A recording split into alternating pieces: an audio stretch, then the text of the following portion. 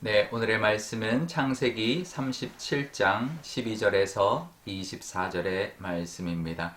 그의 형들이 세겜에 가서 아버지의 양떼를 칠 때에 이스라엘이 요셉에게 이르되 내 형들이 세겜에서 양을 치지 아니하느냐 너를 그들에게로 보내리라.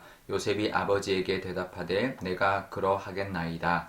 이스라엘이 그에게 이르되 가서 내 형들과 양떼가 다 잘 있는지를 보고 돌아와 내게 말하라 하고 그를 헤브론 골짜기에서 보내니 그가 세겜으로 가니라. 어떤 사람이 그를 만난즉 그가 들에서 방황하는지라. 그 사람이 그에게 물어 이르되 내가 무엇을 찾느냐. 그가 이르되 내가 내 형들을 찾으오니 청하건대 그들이 양치는 곳을 내게 가르쳐 주소서. 그 사람이 이르되 그들이 여기서 떠났느니라. 내가 그들의 말을 들으니 도단으로 가자 하더라 하니라.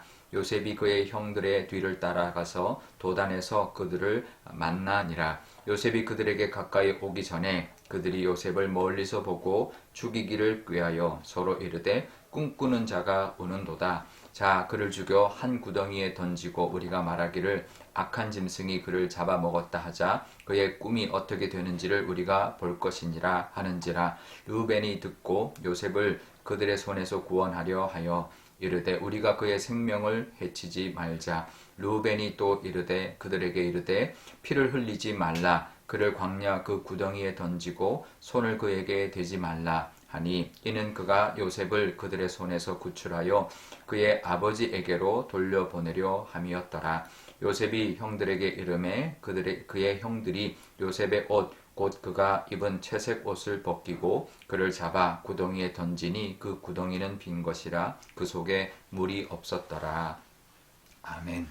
네, 잠깐 기도하겠습니다. 아버지 하나님, 오늘도 하나님의 말씀 붙들고 하루를 살아가려 합니다. 이 말씀으로 주시는 하나님의 뜻, 또 하나님의 음성을 듣게 하여 주옵소서. 감사드리며 예수님의 이름으로 기도드리옵나이다. 아멘. 네, 요셉의 형들이 양을 치러 아주 먼 길로 가 있었습니다. 헤브론에서 세겜까지니까 굉장히 먼 길이죠. 아브라함이 이삭을 제사 지내러 갔던 그 3일 길보다 더 먼 길이었습니다. 그러니까 꽤 먼 거리에 나가 있었는데요.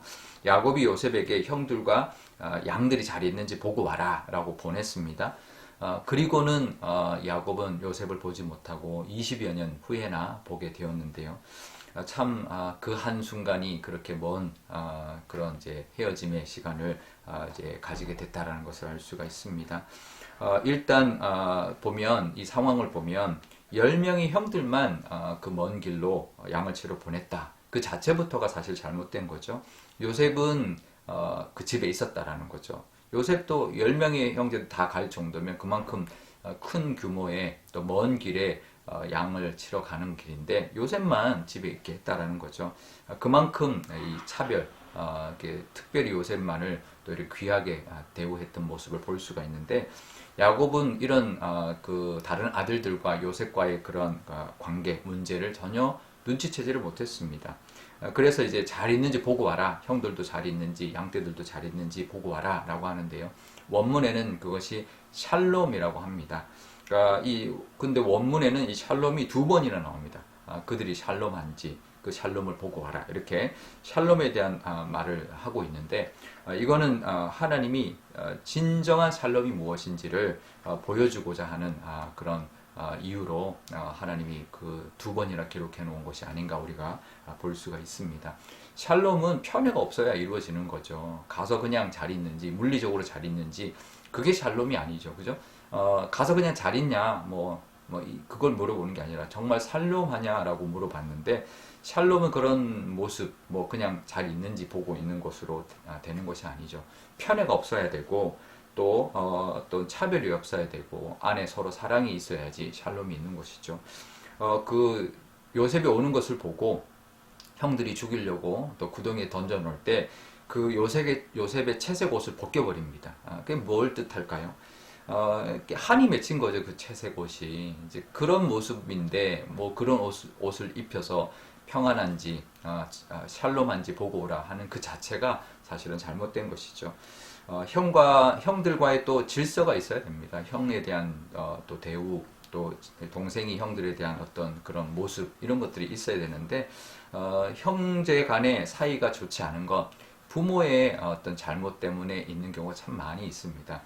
저희도 이제 딸이 둘이 있는데 어릴 때 아이들 키울 때 뭐 이런 말을 들었습니다. 형제 간의 우애가 좋으려면 서로 이렇게 나누고 이럴 때 공정해야 되는데 이제 이렇게 하면 좋다 이런 예를 한번 들은 적이 있습니다. 이제 뭐 먹을 것이 있으면 그걸 나눌 때 형이 나누고 그 다음에 동생이 이제 고르게 그러면 이제 공평하겠죠. 그 형이 나눴으니까 자기가 나눴으니까 그리고 형이 또 형이니까 나누고 그 다음에 그 대신 이제 그 선택을 동생에게 양보하는 거죠. 그러면 동생이 이제 자기가 원하는 걸 선택하고 그러면 참 공평하고 서로 사이좋게 그거에 대한 불만 없이 할 거다 이랬는데 뭐 참 좋은 그런 이제 방법이라 생각이 들었는데요. 근데 좀 실제적으로는 좀 문제가 있더라고요. 왜냐하면 아이들 보고 나누라 그러면 똑같이 이등분을 못 합니다. 조금만 한쪽이 더 큰 걸 만들었는데 동생이 그걸 가져가면 형이 어떨까요? 형이 야고르죠. 그래서 저희 집 같은 경우는 이제 저희가 아주 공평하게 나누고 똑같이 나눠 먹고 이제 뭐든지 같이 나누도록 또 형이 먼저 가져가고 동생이 하도록 그것을 이제 질서 그리고 공평하게 아무리 뭔가 하나를 얻어와도 무조건 집에 가져온 이상은 나눠 먹어야지 혼자 절대로 먹으면 안 되게 이제 아주 철저하게 하고 그런 이제 위계 질서 형과 동생의 위계 질서를 이제 했더니 갈등이 거의 없었고요. 지금도 내가 이제 제법 컸는데도 서로 고민도 이야기하고 정말 서로 친하고 서로가 이렇게 친밀한 걸 보면 참 하나님 앞에 감사한데요. 이 부모의 어떤 모습 참 그게 중요하죠. 부모가 어떻게 하느냐. 우리 샬롬은 사랑이 있어야 되고 하나님의 은혜가 있어야 가능한 것이 샬롬입니다. 우리 가족 안에 교회 안에 정말 하나님이 기뻐하시는 모습과 사랑과 그런 서로를 배려하고 존중하는 마음이 있을 때 그런 하나님의 샬롬 또 하늘의 평안이 가득한 우리의 가정과 교회가 될 줄 믿습니다. 그런 복이 있으시기를 바랍니다. 형들이 요셉이 오는 것을 멀리서 보았습니다. 그래서 요셉을 죽이자. 이 요셉을 죽이면 그 꿈이 어떻게 되는지 한번 보자. 이렇게 말을 합니다. 꿈은 하나님이 주신 겁니다. 이거는 요셉이 아무리 얄밉고 요셉이 그렇게 자랑하는 것을 잘못한 것은 맞지만 그 꿈까지 건드리는 건 아닌 거죠. 이 꿈은 하나님이 주신 것인데 하나님까지 도전하는 하나님이 주신 것까지 인정하지 않고 하나님의 어떤 권위까지도 도전하는 모습이 아닐 수가 없습니다. 아무리 야곱이 속였어도 야곱은 그들이 아무리 야곱을 속였어도 정말 하나님을 나중에 야곱 뭐 이게 찢겨 죽었다 뭐 동물한테 죽여 죽었다 이렇게 속일 수 있어도 하나님을 속일 수는 없는 거죠. 하나님이 두려워서라도 이 요셉에게 그럴 수는 없는데 이 형제들은 하나님을 두려워하지 않는 모습 또 하나님의 꿈도 인정하지 않는 모습 하나님의 계획하심까지도 받아들이지 못하는 모습을 보이고 있습니다.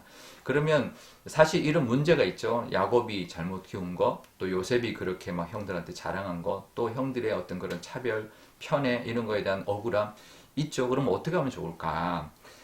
일단 집에서 멀리 떨어졌으니까 좀 허심탄회하게 이야기하고 요셉을 좀 위협할 수도 있죠. 야, 너 정말 그러면 너 어떻게 할 수도 있어? 이러면서 자신들의 어떤 그 느끼는 자괴감, 또 차별에 대한 어떤 상실감을 정말 허심탄회하게 이야기하면서 요셉의 잘못을 아주 따끔하게 지적할 수 있었을 겁니다. 그랬다면 얼마나 좋았을까.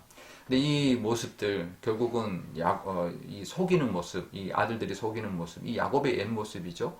또 신앙적으로 바로 서 있지 않는 또 이 야곱의 이 모습, 제대로 신앙적으로 키우지 못하고 가정을 다스리지 못한 이 야곱의 모습, 이것 때문에 발생한 문제지만 부모로서 정말 믿음의 모습으로 살아가는 것을 보여야 되는데 이 야곱도 그러지 못했다라는 거죠. 형들도 문제지만 야곱도 문제죠. 이 모습 우리가 이 하나님의 그 은혜와 평안을 누리려면 정말 내가 있는 곳이 내가 있는 뭐 가정이든 어디나 그것이 불의한 것이 없도록 또 불합리한 것이 없도록 잘 살펴야 되고요. 하나님의 사랑과 은혜가 늘 있는 곳으로 내가 만들어야 합니다. 야곱이 그랬다면 또 다른 형제들이 그랬다면 이런 불행이 없었을 겁니다. 그러니까 우리가 있는 곳이 샬롬 하나님의 은혜와 평강과 사랑이 가득한 곳으로 만드는 것, 그것이 우리의 책임이다. 나의 역할이다라는 것을 기억하면서 오늘도 우리 살아갈 때 내가 있는 곳, 가정이든 교회 공동체든 내가 속해 있는 직장의 어떤 모임이든 어디든 나로 인하여 정말 하나님의 사랑과 샬롬이 가득한 곳으로 만들어 가시는 저와 여러분 되시기를 바랍니다.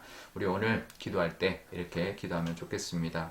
비록 하나님 우리에게도 정말 어떤 불합리한 것들이 있지만 그래도 하나님을 인정하고 하나님의 선하심을 바라보면서 나아가는 우리가 되게 달라고, 정말 평강은 하나님으로부터 온다는 것, 하나님의 사랑과 또 은혜가 넘칠 때 하나님이 주시고자 하는 평강을 우리가 누릴 수 있다는 것을 늘 기억하며 살아가는 우리가 되게 달라고, 그리고 그것을 우리가 그 역할을 감당함으로 말미암아 우리가 있는 곳이 정말 샬롬이 가득하고 하나님의 은혜가 가득한 곳 만들어가는 우리가 되게 달라고 기도하면 좋겠습니다. 오늘도 수요일입니다. 선교사님들 위하여 기도하면 좋겠는데, 우리 선교사님들이 있는 그곳마다, 그 나라마다, 그 종족마다 정말 하나님의 샬롬이 그 땅에 임하도록, 또 그 선교사님의 그 역할로 인하여 정말 세상이 줄 수 없는 평안이 그 땅 가운데 임하여서 정말 구원과 또 하나님의 그 은혜와 사랑이 넘치는 곳으로 만들어가는 선교사역 되게 달라고 기도하면 좋겠습니다. 제가 기도하겠습니다.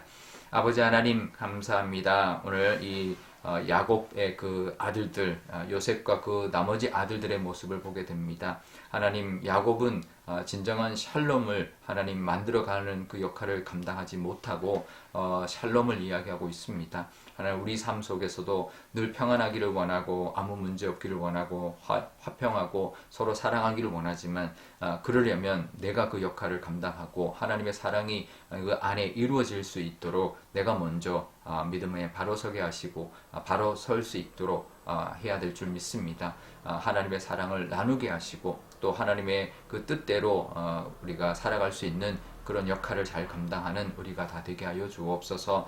혹시라도 우리가 부족한 것들이 있다면 깨닫게 해주셔서 나로 인하여 샬롬이 깨지지 않도록, 또 내가 조금이라도 양보하고 또 하나님의 사랑을 전함으로 말미암아 그것이 하나님의 평강이 가득한 하나님의 사랑이 전해지는 곳이 되게 하여 주옵소서. 선교사님들 위하여 기도합니다. 선교사님 그 땅 가운데, 그 선교지 가운데 하나님의 샬롬이 임하게 하여 주시고 정말 하나님의 사랑을 깨닫는 은혜를 주셔서 구원받고 십자가의 은혜가 그 땅 가운데 이루어지는 그런 역사를 하나님 선교사님들 통하여 이루어지게 하여 주옵소서. 감사드리며 예수님의 이름으로 기도드리옵나이다. 아멘. 주기도문 하겠습니다. 하늘에 계신 우리 아버지, 아버지의 이름을 거룩하게 하시며 아버지의 나라가 오게 하시며 아버지의 뜻이 하늘에서와 같이 땅에서도 이루어지게 하소서. 오늘 우리에게 일용할 양식을 주시고 우리가 우리에게 잘못한 사람을 용서하여 준 것 같이 우리 죄를 용서하여 주시고 우리를 시험에 빠지지 않게 하시고 악에서 구하소서. 나라와 권능과 영광이 영원히 아버지의 것입니다. 아멘.